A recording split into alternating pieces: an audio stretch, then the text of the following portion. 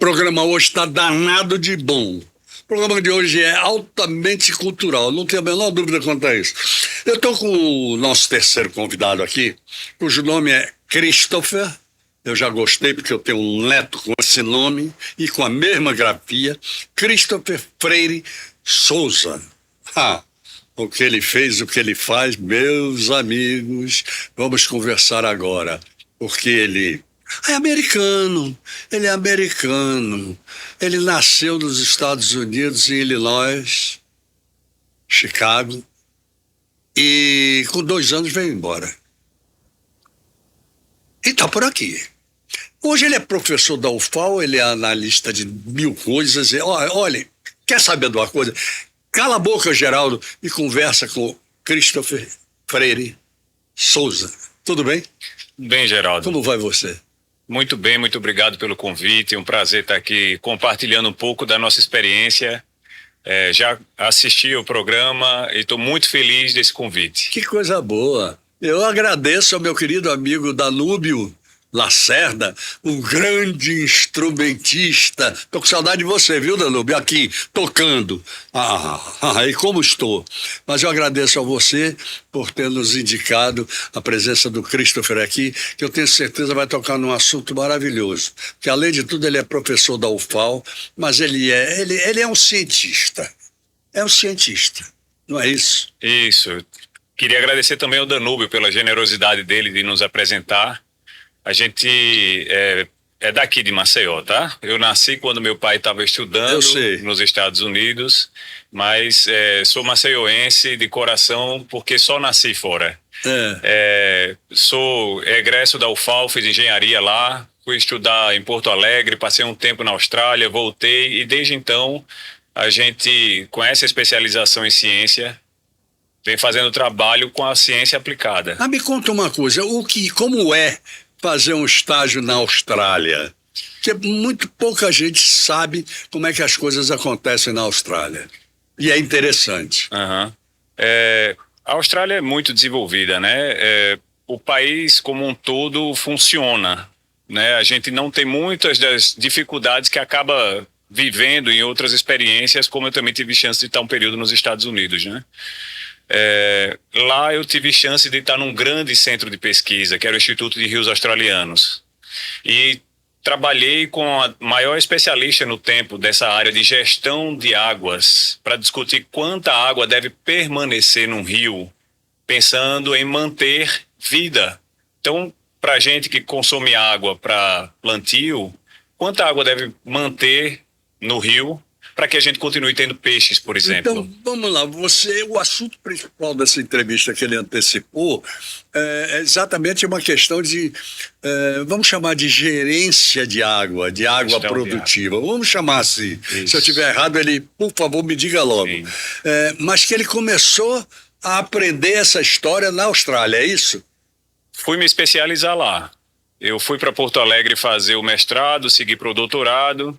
Tive chance de estar com grandes especialistas em Porto Alegre, mas a gente percebeu que o conhecimento da engenharia não era suficiente. O conhecimento o quê? Da engenharia, da formação da engenharia civil. Certo. Então fui trabalhar como uma especialista em peixes na Austrália para reconhecer essa amplitude do valor da água, né? A água não serve apenas para a gente usar na indústria, para produzir grãos, mas a água, só por estar onde ela está, ela mantém comunidades. Então é um olhar mais amplo sobre a água, reconhecendo essa complexidade dos usos.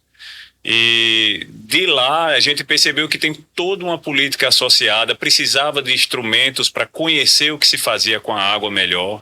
E é isso que a gente está passando a desenvolver agora aqui em Maceió. Muito bem, então agora eu quero que você entre exatamente no âmago da questão. Certo. O que é a água?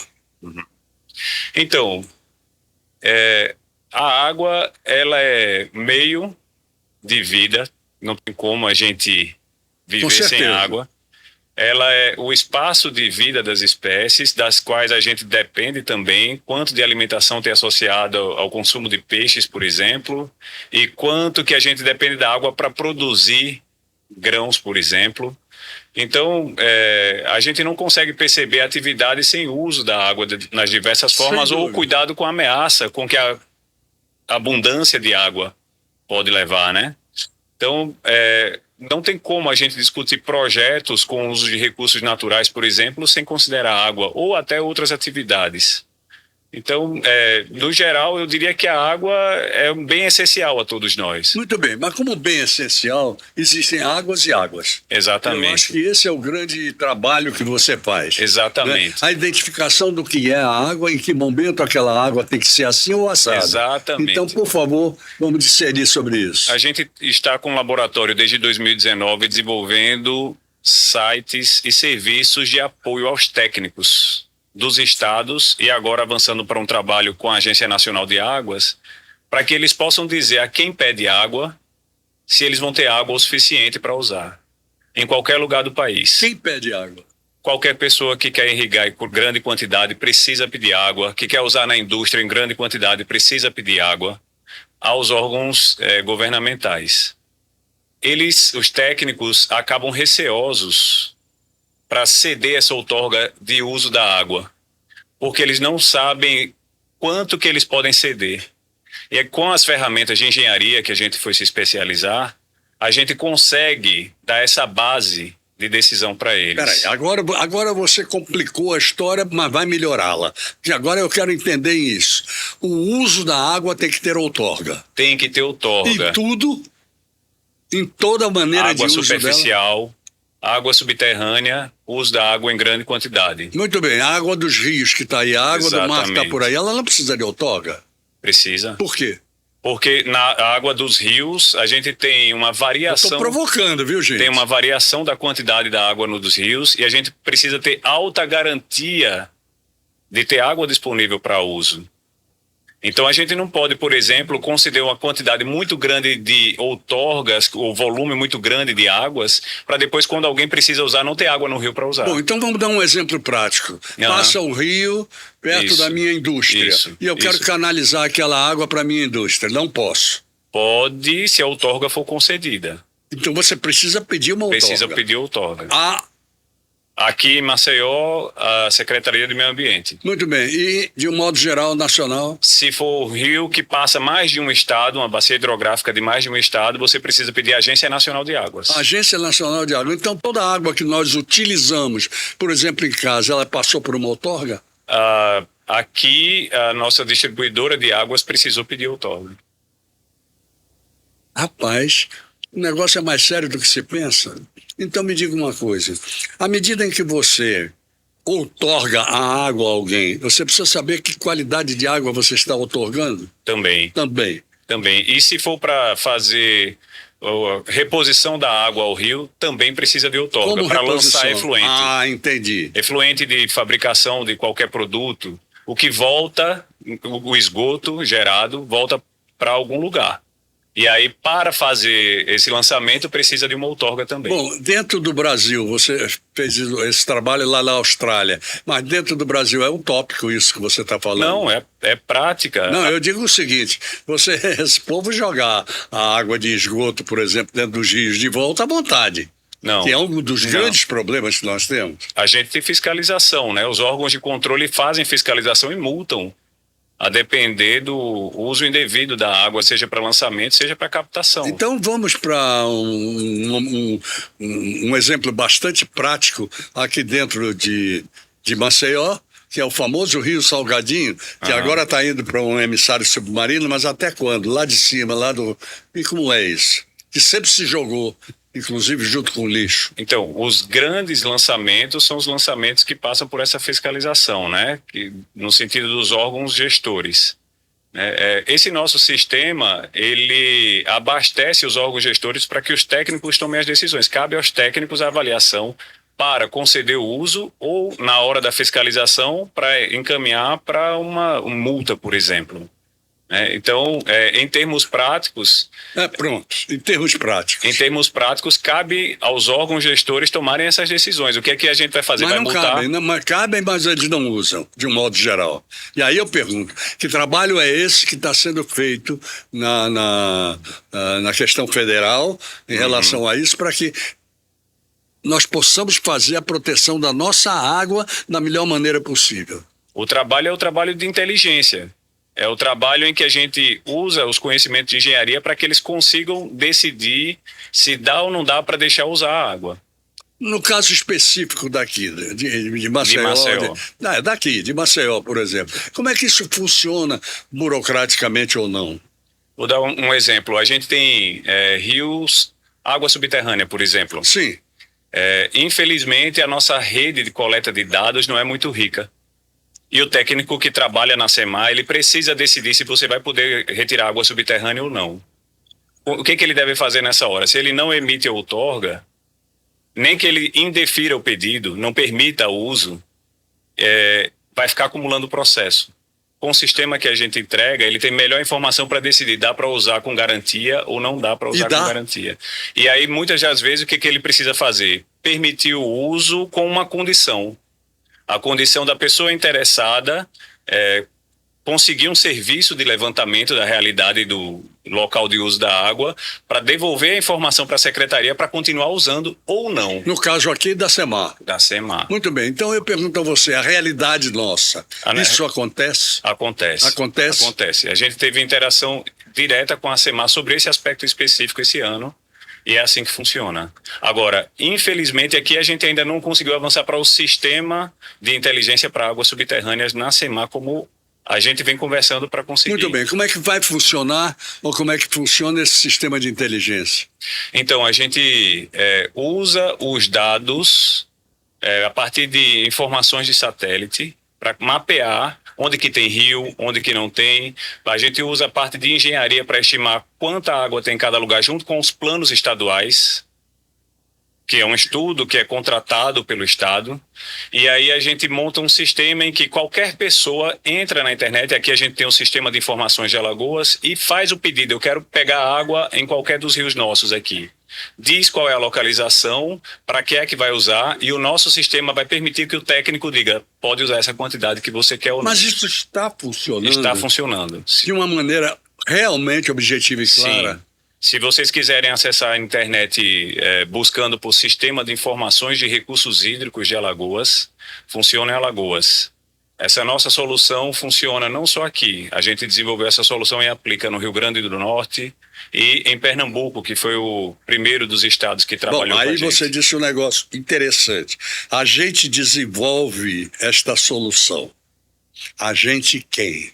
Nosso laboratório, né? De onde? Da UFAL? Da UFAL. Da UFAL. Começamos esse laboratório em 2019 junto ao professor Carlos Roberto Fragoso Júnior, um especialista também da área, e a gente faz a formação dos estudantes desde as disciplinas de primeiro período para que eles consigam participar com a gente no laboratório e também com técnicos da UFAL, especialistas em computação. O grande diferencial nosso é esse, a programação como ferramenta de engenharia. É por isso que a gente consegue desenvolver essas soluções. A programação de computadores. De computadores como ferramenta. Isso. Muito bem. E vem desenvolvendo. Isso. Muito bem. Na prática, onde é que vocês estão encontrando os resultados? Via SEMAR? Por onde? A redução dos pedidos da SEMAR, a gente conseguiu eliminar o que tinha de acúmulo de pedidos que eles não conseguiam responder. Para águas superficiais de Alagoas, a gente não tem mais aquele acúmulo de pedidos. Agora a solução do técnico é muito mais rápida. Acúmulo de pedidos de que de tipo? Outorga. De outorga. Eu quero usar água em qualquer rio ou em qualquer lugar de Alagoas. Muito bem. O técnico consiga decidir de forma rápida. Quais são os pedidos mais comuns de outorga? Quem é que pede outorga? Agricultura. Mas agricultura onde? A grande agricultura, a agricultura familiar, quem pede? Não, aí são os grandes usos. Os grandes? Ok. É um negócio interessante isso, né? Eu acho que é um planejamento quase que globalizado em relação a isso. De onde vieram essas experiências? O mundo inteiro usa esse mesmo perfil de análise que a gente faz aqui, né? Mas materializar com uma solução computacional que ajuda o técnico é uma novidade. Esse é o grande diferencial desse nosso trabalho. Vamos lá, vamos explicar isso. O quê? O que a gente faz para os técnicos, esse sistema que ajuda os técnicos é que é a grande novidade. Muito bem, então o que é esse sistema? É um sistema computacional que dá ao técnico a informação que ele precisa para dizer se pode dar outorga ou não. Ah, o técnico que dá a outorga. Ele que é responsável pela Muito decisão. bem. Agora, quem utiliza a água, que precisa pedir a outorga, como é que funciona isso? Ele entra, por exemplo, aqui no site do Sistema de Informações, faz um cadastro, indica onde que vai usar água e quanto, para quê, e aí o técnico recebe o pedido, emite uma resposta para dizer pode usar ou não pode a água, e assim quem solicitou a outorga vai receber o seu pedido sem precisar ir até Meu lá. querido Christopher, me responda o seguinte: a partir da atuação de vocês na UFAL, para o que está acontecendo hoje, o progresso foi o quê? 50% mais? Como Foi mais. No caso do que a gente fez aqui para Alagoas, a gente acabou com o histórico de pilhas de papel de pedidos que não conseguia responder. Isso a gente fez com Pernambuco primeiro e com o Rio Grande do Norte, e agora a gente está fazendo o sistema da Agência Nacional de Águas. Saiu da teoria para a prática. Isso. É isso? O pesquisador saiu do seu espaço da universidade para entender um problema real e está resolvendo. Que coisa boa, que coisa boa. Pergunta que eu não fiz a você, que você gostaria de responder nesse programa. Essa é a melhor das perguntas, porque eu não estava esperando. Mas aqui ninguém espera nada do que eu falo, eu sou doido. Vamos lá. E é um prazer, né? Está sendo um prazer essa entrevista, exatamente porque tem esse clima de conversa mesmo, Perfeito. né? Programação é ferramenta de engenharia desde quando? Boa pergunta. Do mesmo jeito que a gente trocou a pena pela caneta, o engenheiro precisa trocar as anotações que ele faz por sistemas de computador para ajudá-lo. Perfeito. Né? Ou seja, faz parte do progresso da vida, Da formação em engenharia. da formação de engenharia, da formação tecnológica também, de um modo geral, porque a engenharia pode progredir de um lado, mas se não houver a tecnologia do outro, se perde no meio do caminho, concorda? Exatamente. Então é uma união. Exatamente. Christopher, eu adorei você ter vindo aqui. É um assunto completamente diferenciado, nunca trouxe este assunto. Eu vou chamar de administração das águas. Tá correto. Tá bem assim? Tá correto. Tá bem? Tá correto. Muito bem. Eu agradeço demais você ter vindo ao nosso programa. Demais mesmo. E eu acho que nós precisamos desdobrá-lo. Eu que agradeço, Geraldo. Esse contato mais ampliado com a população, ele é necessário. A universidade precisa sair do seu espaço. Precisa perceber o que está acontecendo na sociedade para atender os interesses da sociedade. Perfeito. É aí que a universidade é útil. De volta à universidade, leve meu abraço ao reitor Tonholo, que é uma pessoa que eu tenho a maior admiração. Pode contar que vai ser repassado. Muito obrigado, obrigado mesmo. E obrigado também a vocês que estiveram conosco até agora. Até o próximo sábado, até o próximo programa. Se Deus quiser, Ele mandou dizer que quer, nosso encontro está marcado. Vamos lá. Obrigado à nossa produção, obrigado a todo mundo que está por trás de nós também. Vamos lá, até o próximo sábado, se Deus quiser. Mandou dizer que quer, encontro marcado. Oferecimento Sebrae.